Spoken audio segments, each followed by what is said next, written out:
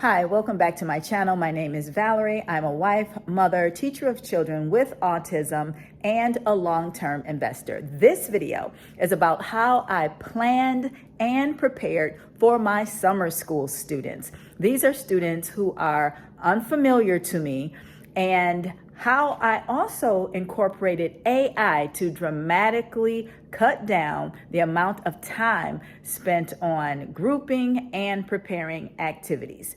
So stick with me and I'll show you just how I did that. So this is going to be a two-part video. The first part, I'm going to explain what I usually do, whether I have my full-time caseload or when I'm working with students I'm not familiar with. And I'm going to interject how I used AI to dramatically decrease the time spent on grouping and creating or even thinking of activities that I can use. So I'm going to come right here and have a seat and set you guys up right here. And then we'll get started.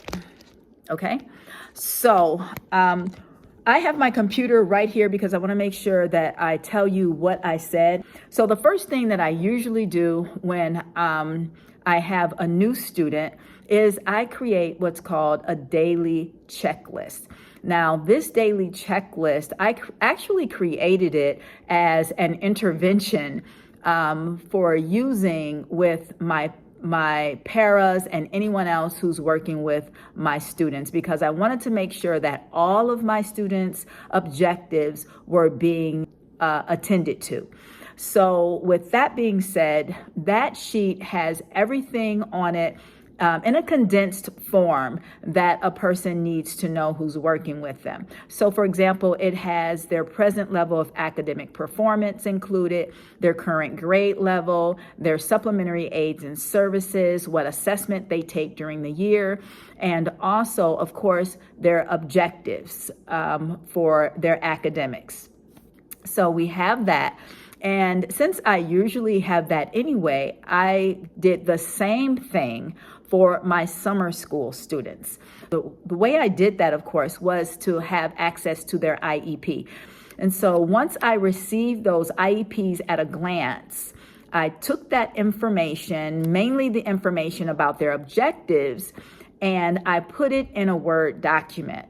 I wanted to do that so that I could easily gather every student's information and then be able to go to Shirley, who is AKA ChatGPT, and put that information in there so that I could get these groupings. I also add information about a child's behavior. After I had the information for each student, I took that information I cut and I pasted it into ChatGPT. But let me give you the prompt. I said, please group these students accordingly so they can be worked with in small groups and provide the skill to work on and what to do. After that, it gave me some information, but I wanted it to know a little bit more. So you just have to know that when it gives you information, you do need to look over it because you're going to tweak it. I also told it that I have one para. I also included information about the students' communication abilities. I told it that most of my students are nonverbal and have low fine motor skills. So that played, obviously, a part in what ChatGPT gave me back. So, for example, once I put it in here, it literally grouped all of my students into 4 groups according to the skills they were working on. And I'm going to put some examples on the screen. Now, the only thing that you need to remember about this is that this is just based on the IEP. So many times I get students in front of me, and when I look at their IEP, I've done the daily checklist, I've looked at everything that I need to look at to know as much as I can about a student before I interact with that student. Sometimes, actually a lot of times, I get a student in front of me and they don't match that IEP at all. Either their skill set is much lower or they've already accomplished the goals on the IEP.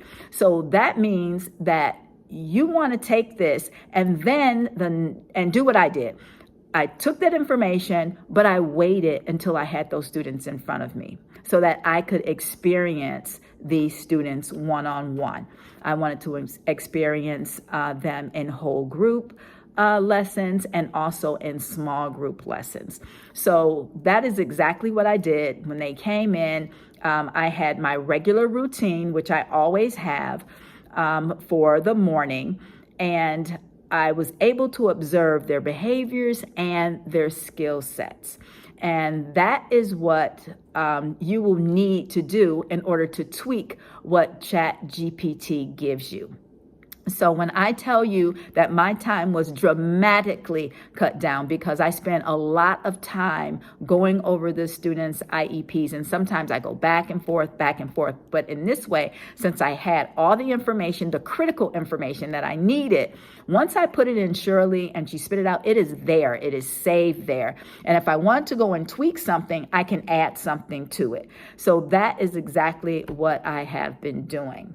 Now, the other thing that you want to prepare for is to always have an activity that students can do independently. So I'm going to show you that in the next video. So the next part of this video is going to be about how I created the activities or lessons. And basically, I laminated them, but you'll see exactly what I did. So I have 2 paras. We have 3 small groups going. Everyone is engaged. It is beautiful. So I hope you enjoyed this part of the video. Please stay tuned for the next part. So this is a nice size table that I use to set out everything, every packet for each student and some additional work. So all of this is pretty much things that I created or bought from the dollar store and laminated if it meets my students' needs. And other things that I actually thought about that they would need when I discovered they have low fine motor skills. So I'm going to start here with this student. And I'm going to take his packet loose. So this is a higher functioning student, and his packet is pretty indicative, not exact, but indicative of what's in the other packets. The other packets are lower functioning, and I'll go through his, and then I'll go through a lower functioning packet as well. And so what I've created for the students who are at that point where they're tracing and can trace on lines or can do so with moderate hand over hand. We have these handwriting sheets. So you'll notice that generally 98% of what you'll see is laminated. I do that because I need these materials to last during the summer, and what's personalized can go home with them, but what is not, I'll use in my classroom. So we have this handwriting sheet, and then here for this student, he has a goal to learn pre-primary sight words. So I printed off these pre-primary sight words. And I'm going to give you the order of how I do things after this. But I just want you to get a look at the packet so you kind of get an idea. All right. And then I created this. These are pre-primary sight word stories. So I have the stories from 1 through 12. That I literally created them, and as you can see, I got these pictures from Google Images, and just colored them so that they'd be interesting to the students. Obviously, this is something that is just for this classroom. And then I have these sheets for word families, for this student, front and back, front and back. And then this student is learning to count and write numbers to 20. And so I got the sheet to write numbers to 30, just to push him a little bit. And then you can see on the back, this one has even fewer prompts and it's smaller, right? So we're doing a couple different things there. Then I gave him a blank chart where he just had to start at 1 and write numbers all the way to 30. And this one has some number cues on it. It has a glare, but let me pick it up for you. Right there. And then after that, we went to counting objects up to 30. And then we have more on the back. So you can see how much is in his packet. And a lot of my students, when you put work in front of them, they have a need to finish it. So they're going to stay seated. So that's a plus. So I'm just going to put that one to the side. And then I'm going to show you a student who is lower functioning. These activities happen in small groups. So I have 2 assistants during small group. So for students who have low fine motor, who are not able to trace a line, this is a sheet that I have, different ones like this. So the way I use this sheet is I would have the para have the student use their finger, hand over hand with that student, use their finger to trace the line from the small star to the large star, from the small triangle to the large green triangle.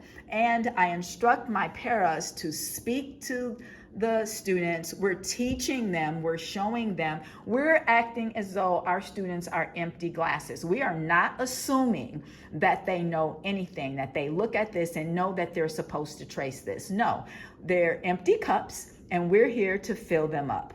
So we're going to teach them what we want them to know. We're going to show them what we want them to do. Again, this is hand over hand, and they'll do this more than once. This is not a one-time sheet. Then what I created here, matching. These students are not able to match either. We have counting objects to 5 and matching those objects. And that is a lower functioning packet, which would take us all the way from the morning, from reading to math.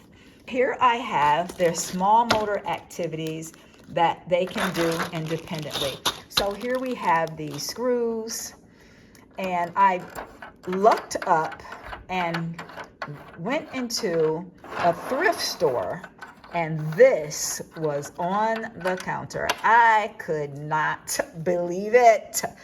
I thought like I hit the jackpot for fine motor. So obviously you can see that this is for twisting and untwisting. So one student can take them all out, and when they're taking them out, they'll put them in a bag. And another student will take the bag and put them and screw them back in to the tray. Then I have these. I also found these at the same thrift store. Isn't this amazing? I could not believe it. Jackpot, jackpot, jackpot. Look at this. This is so cool. Okay, threading exercises, right? Where's the hole? There we go. So they just have to, you know what to do with this. They just have to take the blocks and thread them. I love it. I love it. I had a student work with this one. This one is more like, it looks like robots. And I was working with a student today, and he absolutely, he could not do it initially. By the time we finished, he had it. I was so happy. I was so happy for him. And then at the same thrift store, I found this. I could not believe it. Look at these. I don't know. I think there are about 10 in them. And the thread, and after they're done, they have to thread several of these, not one, at least 2. And if they enjoy the activity, like one of my students really enjoys, he just wants to do them and continue doing them. And if he's happy and he's done with his other activities, that's fine. So, and they happen to be Bible based, but I did not know that when I bought them. It was in a new pack. All I saw was the threading part and the holes. I was elated just to see that. And so it has turned out to be an absolute blessing. So those are some of the things that I am using for summer school. I hope I explained that thoroughly for you guys. I'm just panning over these because they're extra activities that I have for my students. And if you want clarification on something else, just let me know. I'll be happy to give you clarification. Well, I hope that video was helpful and that you got some ideas that you can use, you can incorporate in your own classroom, whether it's your normal caseload or for summer school. Certainly these strategies have helped me immensely. Not only me, but it helps the people who are assisting me.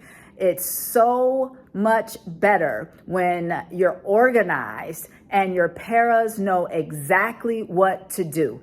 This makes the entire day go smoothly, and I am certain that I'm meeting my students' needs. So if you like this video, please like, share, and subscribe, and join me in the next one.